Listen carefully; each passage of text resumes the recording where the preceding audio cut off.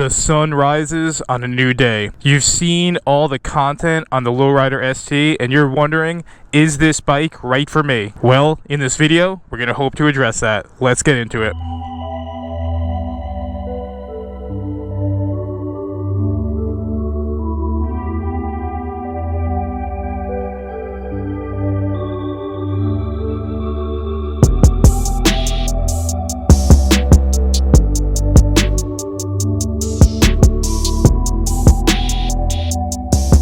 Alright, what's going on YouTube? FXDLS Brooklyn is back in the building.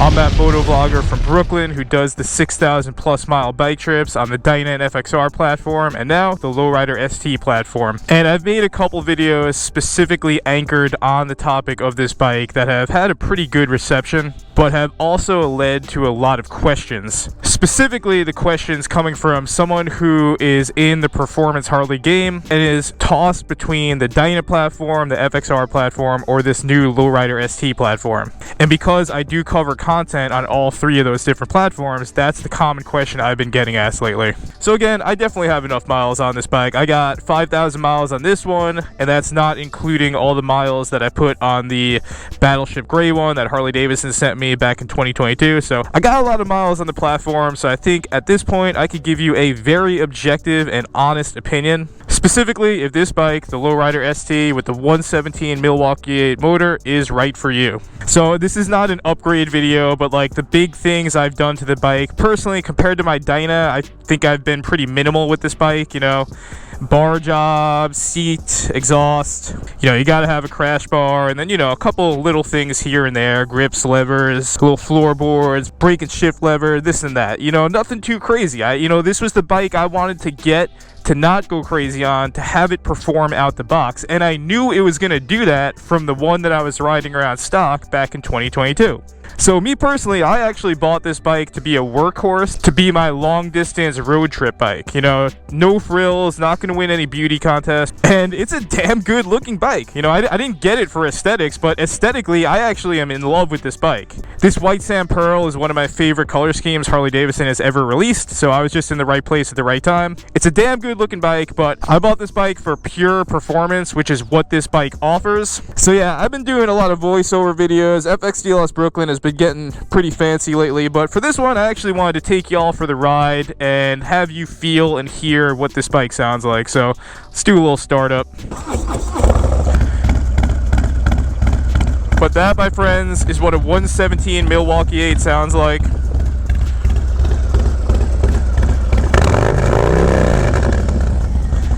As you could probably notice from this clip, there is a big performance upgrade I've done. I said I wasn't going to do any motor work to this bike, but who was I kidding?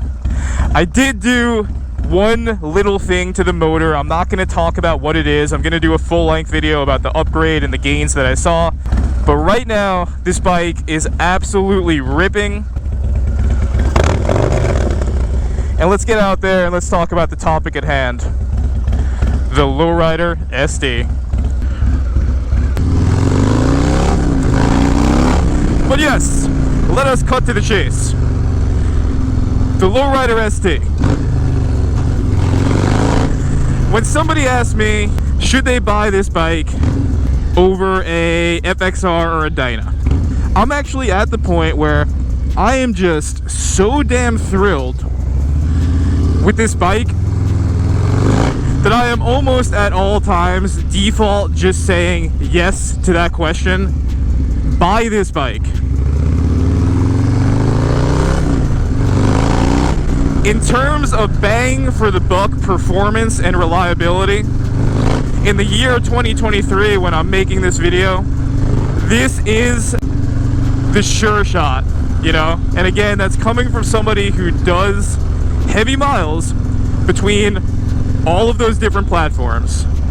Two different Dynas from two very different years, an FXR from the 80s, and of course this Lowrider ST. None of those bikes perform quite like my Lowrider ST does. Now, my caveat to that statement is, of course, the FXR. For me personally, The FXR is one of my favorite performing and handling Harley Davidsons ever, especially within the context of the riding that I'm doing now. So I feel like the FXR will always sit in a different category. A lot of my FXR friends get really mad at me when I say this, but in terms of handling, the Lowrider ST always feels more to me like an FXR handling wise than it does a Dyna. I've thrown this bike into some crazy situations, and I have yet to get anything that feels any semblance like the Dyna wobble. So there will be no Dyna wobble. There's just something about the way this bike is built. There's something about the geometry of this frame where everything just feels tight. Everything feels like it's working as one unit. And I'm sure someone in the comments section that's smarter than me can tell us why that is. 5,000 plus miles later, that's just how it feels with this bike. This is a bike that I probably trust more than any of my other bikes in the sketchiest of situations. So where does that leave you? If you're somebody that's, you know, really wondering, should you buy this bike? And you just want a main Swiss Army bike to do everything, this is the bike that does it. Like, I love stripping the bags off this bike. I love running this bike in the city without the bags, you know.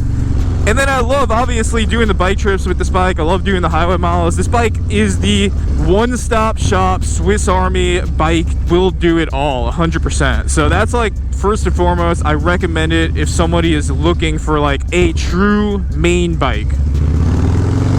Which for me, that was the Harley Davidson Dyna Lowrider S back in 2016.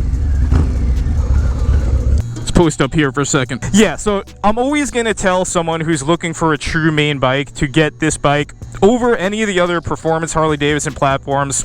And specifically, you know, it's usually the Dyna and FXR platform that people are asking about. You know, I'm just telling you, it's going to do it better. It's going to do it more reliable.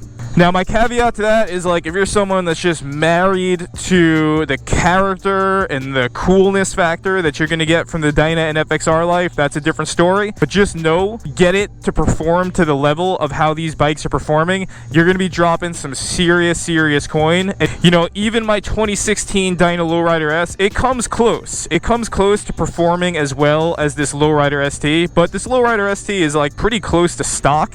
And y'all know, over the course of 8 years, I've had to drop serious coin into my Dyna Lowrider S to bring it to that performance. And even still, this bike does some things better than my Dyna Lowrider S does in its final form.